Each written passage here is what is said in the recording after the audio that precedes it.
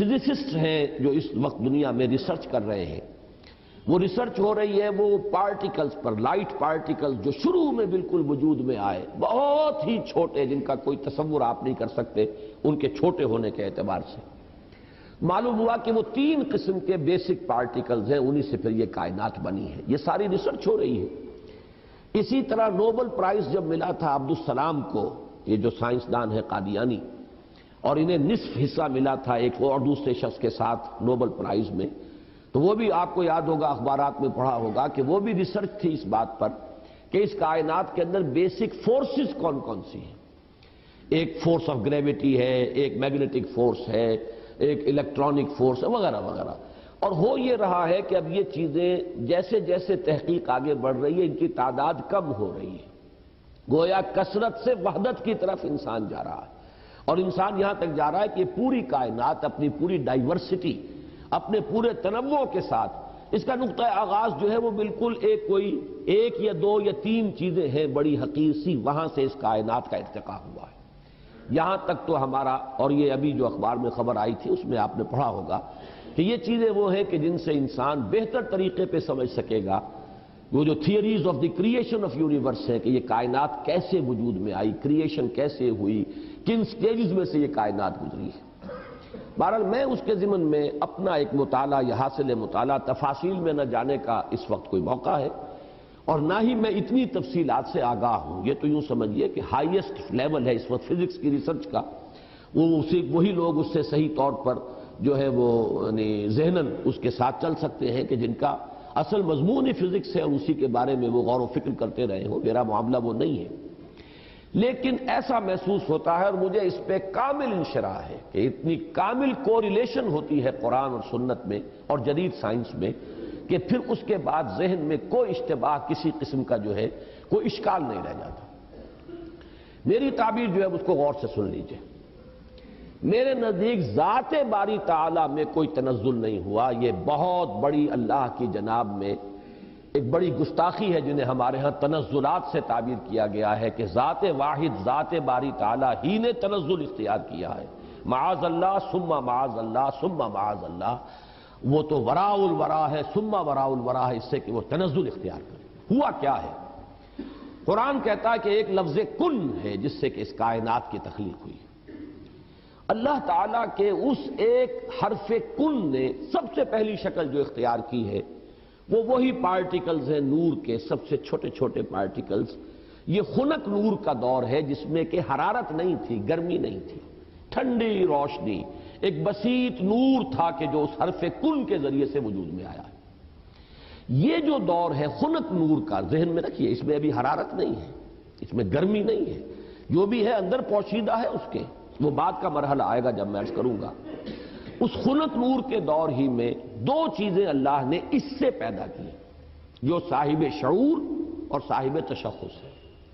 ایک ارواح انسانیہ، وہ بھی نورانی ہے، اس نور سے بنی۔ دوسرے ملائکہ، وہ بھی نورانی ہے اور اس نور سے بنے۔ اور یہاں پر میں وہ چیز جوڑ دوں کہ جو ہمارے ہاں منسوب تو ہے بریلویوں کی طرف کہ وہ اس سے زیادہ شغف رکھتے ہیں اور بیان کرتے ہیں، لیکن میں بھی اس کو تسلیم کرتا ہوں کہ اس میں ہرگز کوئی خلل واقع نہیں ہوتا ہے ہمارے اعتقادات کے اندر، اور ہماری جو بھی توحید کا تصور ہے اگر یہ مانا جائے کہ سب سے پہلے اللہ نے حضور صلی اللہ علیہ وسلم کی روح کو پیدا کیا، کیونکہ ابتدائی مرحلہ یہی ہے۔ یہ خلق نور کا دور ہے جبکہ ابھی نہ کوئی ناری کرے تھے، نہ کہیں کسی طرح کی خاک وغیرہ کا کوئی مسئلہ تھا۔ اس کائنات میں اللہ تعالیٰ کے حرف کن نے ایک خنک روشنی کی شکل اختیار کی تھی، اس سے پیدا کی گئی ارواح انسانیہ، انہی میں ایک روح محمدی ہے صلی اللہ علیہ وسلم۔ تو اگر سب سے پہلے اللہ نے اسی کو بنایا ہو تو اس میں کوئی حرج واقع نہیں ہوتا، وہ بھی مخلوق ہے، وہ بھی اللہ کے بنانے سے وجود میں آئی ہے، صرف ایک تقدم زمانی اسے حاصل ہے کہ سب سے پہلے اللہ نے نبی اکرم صلی اللہ علیہ وسلم کی اس روح مبارک کو اس نور سے پیدا کیا، لیکن اسی نور سے تمام انسانوں کی ارواح پیدا کی گئی، اور انہی سے وہ عہد لیا گیا تھا الست بربکم قالوا بلی، اور اسی نور سے ملائکہ پیدا کیے گئے ہیں، جس کے بارے میں حدیث میں آپ کو بتا چکا ہوں کہ حضرت عائشہ صدیقہ رضی اللہ تعالی عنہ سے مروی ہے حضور کا یہ قول کہ اللہ تعالیٰ نے فرشتوں کو نور سے پیدا کیا۔ اس کے بعد تنزل کا مرحلہ آتا ہے. اب تنزل کس میں ہو رہا ہے؟ تنزل ذات باری تعالیٰ میں نہیں ہے، معاذ اللہ ثم معاذ اللہ. یہ اللہ تعالیٰ کے ایک امر کن کی جو شکل ہوئی ہے، در حقیقت اب اس میں تنزل ہو رہا ہے. وہ دوسرا تنزل جو ہے وہ یہ ہے کہ اس خنک نور میں بڑے بڑے ایکسپلوژنز ہوئے ہیں اور ناری کرے وجود میں آئے. یہ ذہن میں رکھیے کہ ایک شے ہے، اس کے اندر کوئی حرارت مخفی ہے، ظاہر نہیں ہو رہی. ایٹمز ہیں، ایٹمز کے اندر بہت بڑی انرجی ہے، ظاہر نہیں ہو رہی. اس خنک نور کے اندر بھی وہ انرجی موجود تھی لیکن انسولیٹڈ تھی، اس کا ظہور نہیں تھا. لیکن جب ایکسپلوژنز ہوئے ہیں تو پھر یہ کہ بڑے بڑے ناری کرے وجود میں آئے. یہی ناری کرے ہیں جن کو ہم سورج کہتے ہیں. بہت بڑا ناری کرہ ہے سورج. اس کے اندر کمبسشن کا عمل چل رہا ہے، عمل احراق ہے. اس کی حرارت کا ہم تصور نہیں کر سکتے. بڑے اور نہ معلوم کتنے سورج ہیں اس کائنات میں. یہ نہ سمجھیے کہ ایک ہی سورج ہے. یہ ایک سورج کے گرد ہمارا جو یہ ہے ایک سولر سسٹم ہے، کنبہ ہے اس کا، کہ اس کے گرد جو ہے یہ سیارے چکر لگا رہے ہیں، کرے ہیں. اور نہ معلوم کتنے سورج ہیں. پھر ایک سورج ہے اور ایک ستارے ہیں. ان ستاروں کے گرد یہ سورج اپنے کنبوں کو لے کر چکر لگا رہے ہیں. بہرحال ہم یہاں پر جو ہے اصولاً جو بات سمجھنا چاہ رہے ہیں اس وقت وہ یہ ہے کہ یہ سیکنڈ سٹیج ہے، تنزل ہے یہ، کہ اب اس خنک نور میں جب ایکسپلوژنز ہوئے ہیں تو وہاں سے بڑے بڑے ناری کرے وجود میں آئے. یہ ایکسپلوژن کا لفظ میں جان بوجھ کر بول رہا ہوں اس لیے کہ جدید سائنس میں، جدید فزکس میں ایک لفظ استعمال ہوتا ہے دی بگ بینگ تھیوری. اس کا نام ہی ہے دی بگ بینگ تھیوری، کہ ایسا معلوم ہوتا ہے کہ ایک وقت میں کوئی بہت بڑا دھماکہ ہوا جس سے کائنات وجود میں آئی. اب یہ دھماکہ جو ہے بگ بینگ تھیوری جو ہے، یا تو یہ ہے کہ اس کو تعبیر کیا جائے گا اس حرف کن سے. کن، وہ کن کیسا ہوگا جس نے اس پوری کائنات کو وجود بخشا ہے، اس کا ہم تصور نہیں کر سکتے. یہ ہم کہہ رہے ہیں کن، لیکن اللہ کا وہ کلام جب صادر ہوا ہو اور حکم ربی امر کن جو ہے اس کی کیا کیفیت ہوگی. تو یا تو بگ بینگ جو ہے یا تو اس سے تعبیر کیا جائے، اور یا یہ کہ جو یہ ایکسپلوژنز ہوئے ہیں اس خنک نور نے جو ناری کروں کی شکل اختیار کی ہے تو یہ بگ بینگ ہے، یہ دھماکہ ہے. یہ دور ہے کہ جس میں اس آگ سے اللہ نے تیسری مخلوق پیدا کی. میں نے اب پہلے دو کر دیے نا، نور سے دو مخلوق، انسانی ارواح اور ملائکہ. دوسری سٹیج پر یہ تیسری مخلوق پیدا ہوئی ہے، جنات ہیں. یہ آگ سے بنائے گئے ہیں. قرآن بار بار کہتا ہے وَالْجَانَّ خَلَقْنَاهُ مِن قَبْلُ مِن نَارِ السَّمُومِ. قرآن مجید میں سورہ رحمان میں بھی ہے اللہ تعالیٰ نے انسان کو پیدا کیا ہے مٹی سے، لیکن یہ کہ انسان کو بنایا ہے آگ کی لپٹ سے. بار بار آیا ہے یہ مضمون تو قرآن مجید میں. اور جنوں کا معاملہ جو ہے، اور یہ کہ سورہ ہجر میں فرمایا گیا وَالْجَانَّ خَلَقْنَاهُ مِن قَبْلُ، یہ پہلے پیدا ہوئے انسانوں سے. لہذا یہ دوسری سٹیج ہے جس میں کہ جنات کی تخلیق ہوئی ہے اس آگ کی لپٹ سے. اس کے بعد جیسا کہ آپ کو معلوم ہے، اس حد تک تو میں سمجھتا ہوں کہ آگے اکثر لوگوں کے علم میں ہے جنہوں نے بھی کچھ فزکس پڑھی ہے ابتدائی، کہ پھر نظریہ یہ ہے کہ یہ جو بڑے بڑے ناری کرے تھے یہ جب تیزی کے ساتھ حرکت میں تھے تو ان سے کچھ حصے ٹوٹ ٹوٹ کر ان سے علیحدہ ہوئے اور انہی کے گرد چکر لگانے لگ گئے. یہ ہیں در حقیقت ان سورج کے گرد جو یہ سیارے وجود میں آئے ہیں، یہ کرے جو ہیں. پھر یہ ٹھنڈے ہونے شروع ہوئے اور ان میں جب ٹھنڈا ہوا ہے وہ ناری کرہ تو اوپر جو ہے کرسٹ آیا، راکھ، جیسے انگارے کے اوپر راکھ آ جاتی ہے. راکھ ٹھنڈی ہوتی ہے، اندر انگارہ موجود ہے. ذرا سی راکھ ہٹ جائے اگر اور آپ کی انگلی جو ہے اس انگارے کو ٹچ کر جائے تو جلے گی، لیکن اگر راکھ اوپر ہے تو وہ آپ کو محسوس نہیں ہوگا. اور چونکہ ٹھنڈی چیز سکڑتی ہے لہذا اس کے اندر اب دراڑیں پڑی ہیں، کہیں پہاڑ بن گئے، کہیں غاریں بن گئی. ساتھ ہی ان کے ٹھنڈے ہونے کی وجہ سے بخارات نکلے ہیں، انہی میں سے نکلے ہیں، انہی کروں میں سے بخارات نکلے ہیں. یہ بخارات ہیں جنہوں نے اوپر جا کر وہ جو جسے ہم فضا کہتے ہیں، ایٹماسفیئر، جس کے اندر گیسز ہیں، یہ یہیں سے انہی کروں کے ٹھنڈے ہونے سے وہ بخارات نکلے ہیں. جیسے کہ آپ جب اگر پانی ڈالتے ہیں آگ کے اوپر تو وہ ایک بھاپ بن کے اڑتی ہے، تو خیر یہ تو پانی آپ نے ڈالا ہے، لیکن یہ کہ فضائی وہ جو کرے تھے آگ کے وہ خود ٹھنڈے ہوئے ہیں تو ان میں سے بخارات نکلے ہیں. ان میں سے جو گیسز خارج ہوئی ہیں انہوں نے ایٹماسفیئر بنایا ہے.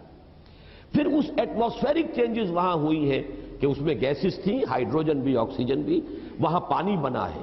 بجلی کے بڑے بڑے جب ہوئے ہیں ان کے اندر تو اس سے پانی بنا ہے اور پھر دھواں دھار بارش برسی ہے. اب جو ہمارے ہاں یہ جو اعداد آتے ہیں لاکھوں برس تک بارش ہی برستی رہی، نتیجہ یہ ہوا کہ جو جگہیں نشیبی تھی ان میں پانی بھر گیا، سمندر وجود میں آ گئے۔ اب جہاں سمندر اور مٹی کا باہمی ربط تھا، یہ جو دلدلی علاقے کہلاتے ہیں، یہاں وہ ان آرگینک کمپاؤنڈز نے آرگینک کمپاؤنڈز کی شکل اختیار کی۔ یہاں سے حیات ارضی کا آغاز ہوا۔ وہ حیات نباتاتی بھی ہے اور وہ حیات حیواناتی بھی ہے، یہاں سے اس کا آغاز ہوا۔ گویا کہ کل حیوانات اور کل نباتات جو کرۂ ارضی پر موجود ہیں، وہ سب کے سب در حقیقت اسی کرسٹ آف دی ارتھ سے وجود میں آئے ہیں۔ پانی اور اس مٹی کا امتزاج اور دلدل کی شکل اس کا بن جانا، اور وہاں سے ان آرگینک کی بجائے آرگینک کمپاؤنڈز کا وجود میں آنا، اور اس سے حیات کا آغاز، خواہ وہ نباتاتی حیات ہو اور خواہ وہ حیواناتی حیات ہو۔ اس حیات کا ارتقاء ہے کہ جو پھر انسان تک پہنچا ہے۔ وہ اس حیات، سمجھیے کہ حیات ارضی، چاہے نباتاتی ہو اور چاہے حیواناتی ہو، اس کی چوٹی کی جو شخصیت ہے وہ انسان ہے۔ چونکہ قرآن مجید بھی یہی کہتا ہے، انسان کو مٹی سے بنایا، کہیں کہتا ہے مٹی تراب سے بنایا، کہیں کہتا ہے تین سے بنایا۔ تین گارے کو کہتے ہیں۔ گارا جب مٹی کے اندر پانی ملا کے گوندھ دیا جائے تو گارا بنا۔ کہیں کہتا ہے تین لازب سے بنایا۔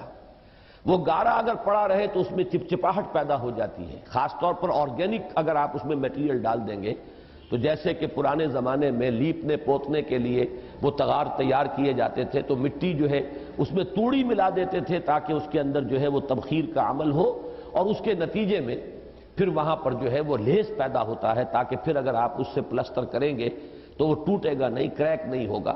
اگر ویسا گارا ہوگا تو اس سے پلسٹر کریں گے تو کریک ہو جائے گا۔ تو یہ لیس تین لازب۔ پھر کہیں کہا گیا ہے کہ وہ سوکھ کر کھنکھنانے لگا، من حمئ مسنون۔ اس کو اگر آپ دیکھیں گے جا کر تو دلدلی علاقوں کے اندر اوپر ایسی سطح بن گئی ہوتی ہے کہ جیسے بالکل وہ فلیکس ہیں اور پلیٹیں پڑی ہوئی ہیں ٹوٹنے والی اور بجنے والی، کھنکنے والی۔ تو یہ مختلف الفاظ جو قرآن مجید نے استعمال کیے ہیں ان کا بڑا قریبی ایک تعلق ہے ان تمام چیزوں کے ساتھ۔ اب یہاں سے جو انسان بنا ہے، اور یہ میں عرض کر چکا ہوں اس سے پہلے سورہ نوح میں بھی چونکہ یہ مضمون آ چکا ہے، واللہ انبتکم من الارض نباتا، اللہ نے تو تمہیں اگایا ہے زمین سے جیسے اگایا جاتا ہے۔ تو یہ جو ایوولوشن ٹری ہے اس میں اصل شے ہے امر رب۔ جب بھی چینج آئی ہے اللہ کے حکم سے آئی ہے۔ یہی امر رب ڈارون کو معلوم نہیں، اسی کی تلاش کے اندر اس نے وہ تھیوری بنائی، سروائیول آف دی فٹسٹ اور اسٹرگل فار ایگزسٹنس، اور پھر یہ کہ ایکوائرڈ کیریکٹرز کا تھرو ہیریڈیٹی جو ہے منتقل ہو جانا اگلی نسل کو، اور اس کے ایکومولیشن سے نئی ایک نوع کا وجود میں آ جانا، یہ پورا فلسفہ ہے ڈارون کا، اور یہ ثابت نہیں ہو سکا آج تک۔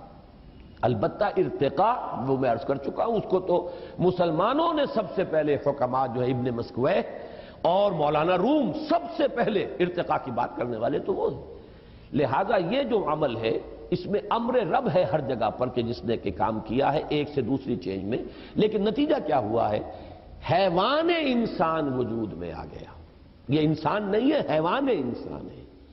انسان تب بنتا ہے جب وہ پہلی سٹیج کی روح اس انسان کے ساتھ، حیوان انسان کے ساتھ لا کر ملائی جاتی ہے، تب انسان وجود میں آیا ہے۔ یہ ہے در حقیقت جو ایک آنکھ بند ہے جدید سائنس کی اور جدید فکر کی اور جدید فلسفے کی، وہ اس سے واقف نہیں۔ وہ حیوان انسان کو جانتا ہے، ہومو سیپین سے واقف ہے، اس کے ارتقاء کی بحث کر رہا ہے۔ ہمارے نزدیک انسان در حقیقت صرف حیوان نہیں ہے، حیوان انسان، ہومو سیپینز اس کا بایولوجیکل نیم آپ رکھ دیجئے، وہ چاہے اس ارتقاء کے عمل سے وجود میں آیا ہو، لیکن وہ روح جو اس میں پھونکی گئی ہے، فَإِذَا سَوَّيْتُهُ وَنَفَخْتُ فِيهِ مِن رُوحِي فَقَعُوا لَهُ سَاجِدِينَ۔ تو جب میں اس کو پوری طرح تیار کر لوں، نوک پلک سنوار دوں اور اس میں اپنی روح میں سے پھونک دوں تو گر پڑنا اس کے سامنے سجدے میں۔ تو در حقیقت مقام جو ہے انسان کا، اس کی جو عظمت ہے، اس کی جو بلندی ہے، اس کی جو رفعت شان ہے، وہ جو مسجود ملائک بنا ہے، تو اس حیوانی وجود کی بنیاد پر نہیں بلکہ در حقیقت اس روح ربانی کی بنیاد پر جو اس میں پھونکی گئی۔ یہ ہے سارا تھیسس، اس کو اچھی طرح سمجھ لیں، اس میں ساری چیزیں فٹ بیٹھ گئیں۔ سائنس کے ساتھ ہر سٹیج پر کوریلیشن ہے۔ نمبر 2، قرآن کے ساتھ کہیں کوئی تصادم نہیں ہے۔ وہ آگ سے بنائے گئے، یہ خاک سے بنائے گئے، انسان کا چونکہ یہ ظاہری وجود جو ہے جسمانی، وہ تو خاک سے بنا، مٹی سے بنا، پانی سے بنا، یہی عناصر اربعہ جو ہے اس کے اندر لگائے گئے ہیں۔ البتہ جو انسان کا اصل مقام ہے وہ اس روح کی وجہ سے ہے۔ اب اس کو جان لیجئے کہ چونکہ یہ میں سورہ رحمان کے درس میں تفصیل سے واضح کر چکا ہوں، اس لیے کہ مولانا امین احسن اصلاحی صاحب نے اس مقام پر بڑی زبردست ٹھوکر کھائی ہے۔ ہمارا اجماعی عقیدہ رہا ہے سلف میں کہ جنات پر وحی نہیں ہوتی، جنات میں کوئی نبی نہیں ہوتے، نہ کبھی ہوئے ہیں، اور وہ بھی تابع ہوتے ہیں جو انسانوں میں نبی اور رسول آتے رہے۔ اور ان دونوں مقامات سے بھی ثابت ہو جائے گا۔ یہ میں تو حیران ہوں کہ اصلاحی صاحب نے اتنی بڑی ٹھوکر کیسے کھائی ہے، لیکن بڑا آدمی جب ٹھوکر کھاتا تو بڑی ہی کھاتا، پھر وہ چھوٹی ٹھوکر نہیں ہوتی۔ تو یہ ہمارا اجماعی عقیدہ ہے اور 100% درست ہے۔ اس کی وجہ کیا ہے کہ در حقیقت جن میں روح نہیں ہے، وہ روح وہ تو اس پہلی سٹیج کی شے ہے، جبکہ جنات کی تخلیق سیکنڈ سٹیج پر ہوئی ہے، وہ محض ناری ہے۔ لیکن انسان محض خاکی نہیں ہے، خاکی جمع نوری ہے، اس کے اندر وہ جو روح جو ہے وہ تو نوری ہے۔ آدمی زیادہ ترفع معجونس از فرشتہ سرشتہ وز حیوان، بڑا پیارا شعر سینکڑوں برس پہلے کہہ گئے شیخ سعدی۔ یہ آدمی زیادہ عجیب معجون مرکب ہے، اس کے اندر دو چیزیں ہیں، حیوان بھی ہے، فرشتہ بھی ہے۔ اب دیکھیے کس قدر صحیح شعر ہے۔ حیوان انسان مٹی سے بنا ہے، وہ حیات ارضی کی ایک شے ہے، ارتقاء یافتہ شکل ہے، لیکن یہ کہ جو وہ اصل روحانی وجود ہے اس کا، وہ فرشتوں کا ہم پلہ ہے، ہم سر ہے، بلکہ فرشتوں سے افضل ہے، اس لیے کہ فرشتوں کو تو ان کے سامنے جھکایا گیا ہے۔ اس اعتبار سے قرآن کا پورا فلسفہ مسجود ملائک انسان کیوں بنا؟ اچھا جنوں کو نظر نہیں آئی وہ روح، نہ انہوں نے اسے پہچانا، ابلیس بھی چونکہ جن تھا لہذا وہ اس کو نہیں دیکھ سکا، وہ اس کے علم میں نہیں ہے، لہذا اس نے انسان کو جو بنظر حقارت دیکھا ہے وہ اس وجہ سے یہ مٹی سے پیدا کیا گیا، اسے اس کا دوسرا وجود نظر ہی نہیں آ رہا۔ اس سے جب کہا گیا سجدہ کرو، اس نے صاف کہا خلقتنی من نار و خلقتہ من طین، مجھے تو نے آگ سے بنایا، اسے مٹایا گارے سے، میں اعلیٰ ہوں، افضل ہوں، انا خیر منہ، میں اس سے بلندتر ہوں، اعلیٰ ہوں، میں بہتر ہوں، میں کیسے سجدہ کروں اس کو؟ اس درجے میں بات صحیح تھی اس کی۔ اگر صرف وجود حیوانی سامنے ہوگا تو جن صحیح کہہ رہا ہے، وہ اعلیٰ تر وجود کا حامل ہے، وہ آگ سے بنا ہے، اس کے اندر زیادہ لطافت ہے، وہ اس کائنات میں دور دور تک جاتا ہے جہاں ہم نہیں جا سکتے۔ ہم تو کوئی راکٹس بنائیں، یہ بنائیں، کروڑوں اربوں ڈالر خرچ کریں تو کہیں کچھ دور تک کی سیر کر کے آئیں، وہ بھاگے پھرتے ہیں، یہاں جاتے ہیں دور دور تک خبریں لے کر آتے ہیں۔ لیکن ان کی فوقیت ہم پر اگر ہے تو وہ جسمانی وجود کی بنیاد پر ہے، روحانی وجود کی بنیاد پر نہیں ہے۔ اس روحانی وجود کی بنیاد پر ہم افضل ہیں، نہ صرف ان سے افضل ہے، ملائکہ سے افضل ہے، اپنی خلقت کے اعتبار سے، اپنی سرشت کے اعتبار سے۔ یہی وجہ ہے دو جگہ قرآن مجید کے اندر اتنی واضح آیت ہے، سورہ ہجر میں بھی ہے اور سورہ صاد میں بھی ہے، فَإِذَا سَوَّيْتُهُ وَنَفَخْتُ فِيهِ مِن رُوحِي فَقَعُوا لَهُ سَاجِدِينَ، جب میں اس کو تیار کر لوں، بنا لوں، سوار لوں، نوک پلک درست کر دوں اور اس میں اپنی روح میں سے پھونک دوں، تب گر پڑنا اس کے سامنے سجدے میں۔ تو اصل میں حیوان آدم کو سجدہ نہیں ہوا ہے، اس روح کے ساتھ جب آدم کے اندر پھونکی گئی ہے جس کا مقام بہت بلند ہے، اس انسان کو آدم کو سجدہ کیا گیا جس میں وہ روح پھونک دی گئی۔ اچھا اب یہ بات نوٹ کیجئے کہ میں نے جو یہ 3 لیولز آپ کے سامنے رکھے، یہ چونکہ جو کچھ میں نے آج تک سمجھا ہے اس میٹا فزکس میں، metaphysics of Quran and metaphysics of science, ان تمام کے درمیان اسی کا نام علم کلام ہے۔ ہر دور میں آپ کو اس دور کی علمی سطح جو ہے اس کے ساتھ ایک تعلق اور ربط قائم کرنا پڑے گا قرآن و سنت کا، تب وہ اس دور کے انسان کے لیے قابل قبول ہوگی، قابل فہم ہوگی۔ اگر وہ آپ ربط قائم نہیں کرتے، ایک گیپ رہے گا جو سینچریز گیپ چلا آ رہا ہے۔ علماء کی باتیں لوگوں کی سمجھ میں اسی لیے نہیں آتی کہ وہ تو بات کرتے ہیں، وہی ارسطو کی منطق کی بات کرتے ہیں، وہ تو وہی عقول عشرہ اور 9 افلاک کی بات کر رہے ہیں، وہ سارا کا سارا فلسفہ اسی کے اوپر بیٹھا ہوا، لہذا وہ بات آج کسی کے سمجھ میں نہیں آئے گی۔ جبکہ آپ اس کا اگر ایک ربط و تعلق جو ہے اس جدید جو نظریات کے ساتھ قائم کر دیں، لیکن ڈٹے رہیں قرآن کے ساتھ، قرآن کے کسی شے کے ساتھ تصادم نہ ہونے پائے۔ اگر کہیں ہو رہا ہے تو ہم یہ کہیں گے کہ قرآن صحیح ہے اور سائنس غلط ہے، ہو سکتا ہے کہ ابھی اور سائنس ترقی کرے تو وہ وہاں تک پہنچ سکے جہاں تک کہ ہمیں قرآن پہنچا رہا ہے۔ جیسے میں آسمانوں کے تصور کے بارے میں بار بار کہتا ہوں جب اتنا ریپیٹڈلی قرآن میں آیا ہے کہ 7 آسمان ہیں، طباقہ ہیں، ایک دوسرے کے اوپر ہے، تو ایسا ہی ہے۔ آج تک ہم نہیں سمجھ سکے، کوئی حرج نہیں۔ آج سے 200 سال پہلے ہم اور بہت سی باتیں نہیں سمجھے تھے، ہمیں ایٹم کا سٹرکچر ہی معلوم نہیں تھا، ہم یہی نہیں سمجھ سکتے تھے کہ کل فی فلک یسبحون کے کیا معنی ہے، کہ ہر شے تیر رہی ہے۔ یہاں تو ثبات ایک تغیر کو ہے زمانے میں، سکون محال ہے قدرت کے کارخانے میں۔ چھوٹے سے چھوٹے ذرے کے اندر بھی آپ دیکھیں گے کہ اس کا ایک نیوکلیس ہے اور اس کے گرد جو ہے الیکٹرانز جو ہے چکر لگا رہے ہیں۔ کل فی فلک یسبحون، آپ چاہے اجرام سماویہ تک پہنچ جائیں، سورج اور اس کے ان کروں کو لے لیں، تب بھی وہ ہر چیز تیر رہی ہے۔ سورج بھی کھڑا نہیں ہے، سورج بھی تیر رہا ہے۔ کوئی ستارہ اور سٹار ہے جس کے گرد سورج چکر لگا رہا ہے۔ کبھی ہم نے یہ سمجھا کہ سورج کھڑا ہوا ہے، کبھی ہم نے سمجھا سورج چلتا ہے، زمین کھڑی ہوئی ہے۔ یہ ہمارے علم کے ادوار تھے، یا یوں کہیے علم کے نہیں، جہالت کے ادوار تھے۔ لیکن آج علم انسانی یہاں تک پہنچ گیا کہ کوئی شے کھڑی نہیں ہے، ہر شے تیر رہی ہے۔ اب معلوم ہوا قرآن مجید میں ایک سے زائد جگہ پر آیا کل فی فلک یسبحون، ہر شے اپنے مدار کے اندر اپنی سطح کے اوپر تیر رہی ہے۔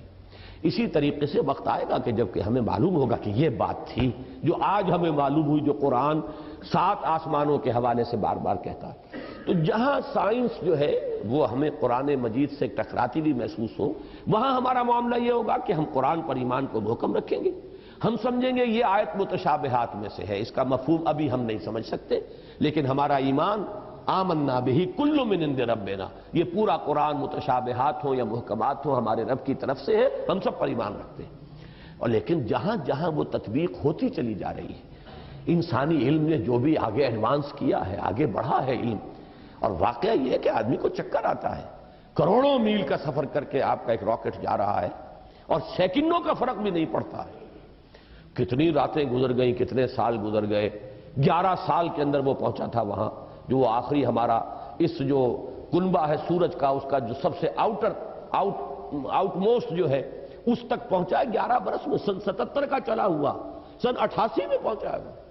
لیکن پورا حساب کتاب صحیح جو یہاں پر بیٹھ کر کیلکولیٹ کیا گیا تھا اسی کے مطابق وہ وہاں پہنچ گیا۔ تو یہ انسان کی ترقی جو ہے، یہ یوں سمجھیے کہ سٹیگرنگ انسان کا چکر آتا ہے کہ کہاں تک انسان پہنچ گیا ہے۔ اب اس علم کو آپ نظر انداز کیے رکھیں، اس سے کوئی گفتگو ہی نہ ہو، وہ بس اور آپ چلتے رہیں وہی پرانے مفسرین نے جو کچھ کہہ رہے، وہ پرانے مفسرین وہ خائن نہیں تھے، بددیانت نہیں تھے، لیکن کیا کرتے، ان کے پاس معلومات کا ذخیرہ ہی نہیں، ابھی وہ معلومات کا اتنا لمبا چوڑا ذخیرہ ان کے پاس موجود ہی نہیں، جو کچھ تھا اسی کے اوپر وہ کام کر رہے تھے۔ تو سائنٹیفک معاملات میں یہ سمجھ لیجئے، میری اب تک کی سوچ کا جو حاصل ہے وہ میں نے آج آپ کو بتایا ہے۔ اول تو میں شدید اختلاف کر رہا ہوں تنزلات کا جو فلسفہ ہے اہل تصوف کے ہاں، وہ تنزلات ذات قرار دیتے ہیں، ذات باری تعالیٰ کے تنزلات ہیں، معاذ اللہ ثم معاذ اللہ ثم معاذ اللہ۔ ہاں یہ تنزلات کا سلسلہ جو تنزلات ستہ کہا جاتا ہے کہیں کچھ اور، لیکن میرے نزدیک یہ تنزلات 3 ہیں، 3 لیولز ہیں اس کے، اور یہ تنزلات جو ہیں در حقیقت اللہ کے اس امر کن سے جو شے وجود میں آئی ہے، اولاً وہ ایک خلق نور تھا، وہ بھی ایک شے ہے، ایک خارجی حقیقت رکھنے والی شے ہے۔ اس مرحلے پر 2 صاحب شعور، صاحب تشخص ہستیاں پیدا کی گئیں، ارواح انسانیہ اور ملائکہ، اور ان میں جیسا کہ میں نے عرض کیا قطعاً کوئی چیز توحید کے منافی نہیں ہے اگر یہ بات مانی جائے کہ سب سے پہلے جو پیدا کیا گیا وہ نور محمدی ہے، یعنی روح محمدی۔ نور محمدی در حقیقت روح محمدی کا نام ہے، اس لیے کہ روح جو ہے نوری الاصل ہے۔ وہ جو اقبال نے کہا ہے ایک نقطہ نوری، یہ جو ہے خاک کے اندر پنہا، غافل تو نرا صاحب ادراک نہیں ہے ذوق تجلی بھی اسی خاک میں پنہا، غافل تو نرا صاحب ادراک نہیں ہے۔ تو یہ جو ہمارا شعور ہے میں در حقیقت اس روح کی بنیاد پر ہے، اور وہ روح جو ہے نوری الاصل ہے، میری بھی آپ کی بھی، اگرچہ وہ نور محمد الرسول اللہ صلی اللہ علیہ وسلم کی روح کا جو معاملہ ہے، ہم ویسے اگر کہیں گے تو کہاں ہم اور کہاں وہ، زمین و آسمان کا فرق ہے۔ ہمارا وہ نور جو ہے ہمارے نفس کی ظلمانیت کے اندر گم ہو گیا، اور وہاں وہ جو نور ہے وہ اپنے نفس کے اوپر ایسے غالب ہے کہ حضور نے جیسے کہ فرمایا کہ شیطان تو میرے ساتھ بھی ہے لیکن میں نے اسے مسلمان بنا لیا ہے، جبکہ ہمارا شیطان ہم پر حاوی ہے۔ ہمارا وہ ٹمٹماتا ہوا چراغ جو ہے کبھی کبھی اس کی کوئی ہمیں کوئی رمق جو ہے وہ کبھی محسوس ہوتی ہے۔ یہ بڑا پیارا جملہ ہے ابن سینا کا، بڑا پیارا جملہ ہے۔ ظاہر بات ہے فلسفی تھے اور ان کی بہت سی باتوں سے ہمیں اختلاف ہے، لیکن یہ کہ بہت سی باتیں ان کی بڑی بلند بھی ہیں۔ یہ جملہ نوٹ کرایا تھا ہمیں مولانا منتخب الحق صاحب مرحوم نے، جو ایک مرتبہ ہمارے یہاں محاضرات میں بھی آئے تھے، میرے استاد تھے جب میں ایم اے اسلامیات کر رہا تھا کراچی۔ تو ان کا ایک جملہ تھا، پورا تو مجھے اب یاد نہیں ہے، کہ اگر تم یہ چاہتے ہو کہ تمہیں بھی انوار ربانی سے کوئی حصہ ملے، فجاہد فی خلواتک، تو اپنی خلوتوں میں تنہائیوں میں مجاہدہ کرو، مراقبہ کرو، ارتکاز توجہ کرو۔ فلعل شعشعۃ تلمع لک، ہو سکتا ہے کبھی کوئی ایک کرن چمک اٹھے، کبھی اللہ تعالیٰ کی تجلی کا کوئی ایک ہمیں بھی حصہ مل جائے، بڑی ریاضت ہے۔ اور وہاں محمد الرسول اللہ صلی اللہ علیہ وسلم کی روح جو ہے وہ ہر وقت متجلی ہے انوار الہیہ کے ساتھ، یہ دوسری بات ہے۔ لیکن اپنی اصل کے اعتبار سے تمام انسان کی ارواح جو ہے نوری الاصل ہے، اسی نور سے پیدا ہوئی ہیں، لیکن سب سے پہلے نور محمدی یا روح محمدی صلی اللہ علیہ وسلم کو پیدا کیا گیا، ساتھ ہی ملائکہ ہیں۔ پھر یہ تنزل کا دوسرا مرحلہ آ رہا ہے، اب خنک نور میں بڑے بڑے ایکسپلوژنز کے ذریعے سے، اور غالباً بگ بینگ جو ہے وہ جو بھی کچھ دیکھا ہے، میں نے کئی مرتبہ بات کہی ہے کہ یہ جدید فلسفی ہوں یا جدید سائنسدان ہوں، ان کی جہاں تک ایکویٹی آف آبزرویشن کا تعلق ہے، بڑی ایکیوٹ آبزرویشن ہے، انہوں نے غور بہت کیا ہے، سوچا ہے، تو بہت چیزیں انہوں نے دیکھی، اگرچہ ان کی تعبیر، توجیہ اور ان میں کیا ربط و تعلق ہے، اس میں ٹھوکریں کھا گئے۔ فرائیڈ کی عظمت کا میں قائل ہوں کہ اس نے انسانی شخصیت کے 3 لیول معین کر لیے، آبزرو کیا ہے کہ انسان کے اندر 3 لیولز ہیں۔ ایک سب سے نیچے ہے اڈ اور لیبیڈو، اس کے حیوانی تقاضے، اس سے اوپر ہے اس کے سیلف، خودی، اس سے اوپر ایگو اسے کہتا ہے وہ، اور اس کے اوپر ہے سپر ایگو۔ 3 لیول، میں سمجھتا ہوں یہی 3 لیول ہیں جو ہمیں ہمارا دین بتاتا ہے، نفس، قلب اور روح۔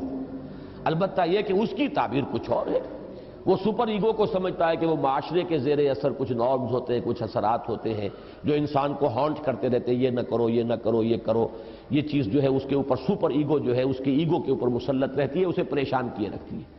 ہمارے نزدیک وہ روح ہے در حقیقت، جس کے اندر ایک جو ارج ہے وہ اللہ کی طرف توجہ کی ارج ہے، اللہ کا قرب حاصل کرنے کی ارج ہے، وہ انسان کو اوپر اٹھانا چاہتی ہے۔ یہ نفس امارہ جو ہے، حیوانی وجود، یہ انسان کو نیچے کھینچ رہا ہے، پستی کی طرف لے جانا چاہتا ہے، پست خواہشات اور زمینی تمناؤں اور آرزوؤں کے اندر گرفتار رکھتا ہے۔ درمیان میں وہ قلب ہے، اگر اس قلب کے اوپر یہ اڈ یا لیبیڈو جو ہے یہ غالب آ جائے تو انسان نرا حیوان بن کر رہ گیا، اس کا انسان مر گیا۔ اگر روح غالب ہو گئی تو کیا کہنے ہیں، پھر یہ ہے وہ شے جو مطلوب ہے، روح غالب رہے، تو گویا کہ اب روح مرکب ہے اور یہ نفس جو ہے یہ گھوڑے کے مانند ہے جس پر سواری کر رہا ہے۔ یہ میں نے عظمت صوم میں بھی یہ سارے مضامین بیان کیے ہیں، حقیقت انسان میں بھی۔ بہرحال یہ ہے جنات کے بارے میں جو میرا تصور ہے، اور چونکہ ان میں روح نہیں ہے، میں جو بات عرض کر رہا تھا وہ رہ گئی تھی، پھر دوبارہ یاد آ گئی، میں نے جو 3 لیولز معین کیے ہیں، ان میں سے پہلا لیول جو ہے نور، ملائکہ، ارواح، یہ عالم امر ہے، اور 2 لیول نار والا، ناری کروں کا، اور یہ خاک اور زمین کا، اور زمینی حیوانات اور زمینی نباتات، اور انہی میں سے ایک انسان، یہ عالم خلق ہے۔ عالم امر میں ٹائم ایلیمنٹ ہے ہی نہیں، روح کو کوئی وقت درکار نہیں ہے، یہاں سے کروڑوں میل جانے کے لیے کوئی وقت درکار نہیں، نہ روح کو نہ فرشتے کو کوئی وقت درکار نہیں۔ یہ عالم امر ہے، اس کی شان یہ بیان ہوئی ہے، انما امرہ اذا اراد شیئا فانما یقول له کن فیکون، no time element whatsoever. اور یہی عالم امر ہے جس میں کہ فرشتے اور روح انسانی کا ایسا ربط ہوتا ہے، فرشتہ وحی لاتا ہے تو روح ہے در حقیقت نبی کی اور رسول کی جو اسے ریسیو کرتی ہے۔ جیسے کہ آپ کو معلوم ہے کہ آپ کی فضا کے اندر اس وقت جو بھی ٹرانسمیشن ہو رہی ہے ریڈیو کی، ٹیلی ویژن کی، وہ تو فضا میں موجود ہے۔ آپ کے پاس بھی تو ایک آلہ ہونا چاہیے جو اسے کیچ کرے۔ آپ کے ریڈیو ہے، ریڈیو ویوالز لگے، وہ اسے کیچ کر رہے ہیں۔ ٹیلی ویژن ہے، اس میں وہ میکینزم ہے جو کیچ کر رہا ہے، فضا میں تو ہے۔ تو 2 چیزیں ملتی ہیں، تو ملائکہ کی طرف سے لائے جانے والے پیغامات، ان کو کیچ کرنے والا انسان میں جو حصہ ہے وہ روح ہے، وہ یہ انسان کے یہ جسمانی وجود نہیں ہے، یہ آنکھیں نہیں ہیں، یہ کان نہیں ہے، بلکہ براہ راست قلب جو مسکن ہے روح کا، وہ ہے محبت وحی۔ فَإِنَّهُ نَزَّلَهُ عَلَىٰ قَلْبِكَ، اے نبی جبریل نے تو اس کو نازل کیا آپ کے قلب پر۔ یہ در حقیقت محبت وحی جو ہے وہ یہ کان نہیں ہے، کان سے نہیں سنتے تھے حضور وحی کی آواز، وہ تو در حقیقت براہ راست بغیر آنکھوں یا کان یا حواس ظاہری کے کوئی وساطت کے براہ راست قلب کے اوپر نزول ہوتا تھا۔ اور یہی وہ شے ہے جو جنات میں نہیں ہے، لہذا جنات میں کوئی وحی نہیں، جنات میں کوئی نبوت و رسالت نہیں، جنات بھی انسانوں میں جو انبیاء اور رسول آتے رہے انہی کے تابع ہیں۔ اس معاملے میں جیسا کہ میں نے عرض کیا الحمدللہ کہ ہمارا جو ہے سلف سے متفقہ عقیدہ ہے، لیکن یہ کہ اس دور میں مولانا اصلاحی صاحب نے اس باب میں بھی جیسے فقہ کے معاملے میں رجم کے سلسلے میں بہت بڑی ٹھوکر کھائی ہے، اسی طریقے سے اس معاملے میں بھی بہت بڑی ٹھوکر کھائی ہے۔ اللہ تعالیٰ انہیں اپنی رائے پر نظر ثانی کرنے کی اور اس سے رجوع کرنے کی توفیق عطا فرمائے۔